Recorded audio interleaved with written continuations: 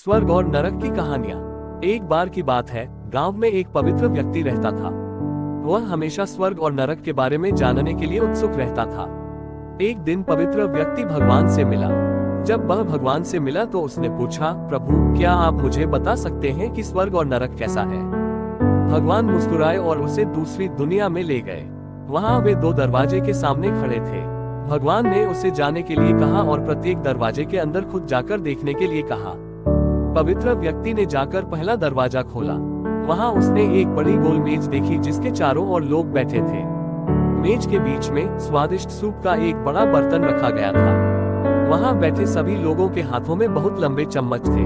मेज के बीच में स्वादिष्ट सूप के बर्तन तक पहुंचने के लिए चम्मच काफी लंबे थे, लेकिन लंबे चम्मच के कारण भोजन से भरा चम्मच लोग मुंह में नहीं ले पा रहा। लंबे चम्मच की वजह से खाना ना खा पाने के कारण वे सभी दुबले पतले और बीमार लग रहे थे। वहां के लोग बहुत दुखी थे। वहां पीड़ित लोगों के दुख को देखकर पवित्र व्यक्ति कांप उठे। वह उस कमरे से बाहर आया और दूसरे कमरे का दरवाजा खोला। दूसरा कमरा बिल्कुल पहले कमरे जैसे ही था। बड़ी गोल मेज और उसके बीच में एक स्वादिष्ट सूप का बर्तन। वहां बैठे सभी लोगों के हाथों में लंबे चम्मच था, लेकिन यहाँ के लोग स्वास्थ्य थे। वे एक दूसरे से बातें कर रहे थे और खाना खा रहे थे।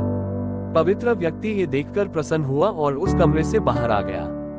फिर पवित्र व्यक्ति भगवान के पास गया और कहा, मुझे समझ नहीं आया कि दोनों कमरे एक ही जैसा है। फिर भी एक कमरा दुख से भरा है और दूसरा सुख से भरा है। भगवान ने उसे समझाया, आपने देखा कि लंबे चम्मच दूसरे को खिलाने के लिए ठीक ठाक है, लेकिन खुद को खिलाने के लिए ठीक नहीं है। आप जिस कमरे में पहले गए थे वह नरक था।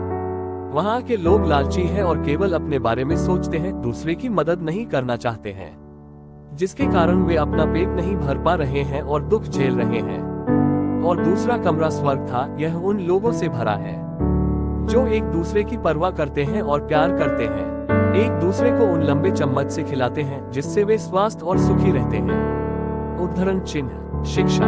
यदि हम एक दूसरे का समर्थन और देखभाल करें तो हम अपने जीवन को स्वर्ग बना सकते हैं और खुशी से जी सकते हैं। तो दोस्तों, हम आशा करते हैं कि आपको स्वर्ग और नरक की कहानियां पढ़कर जरूर अच्छी लगी होगी, और कृपया करके इन कहानियां को आप अपने दोस्तों और परिवार वालों के साथ शेयर जरूर करें, ताकि हर कोई इन मजेदार शिक्षावर्धक कहानियों को पढ़ सके।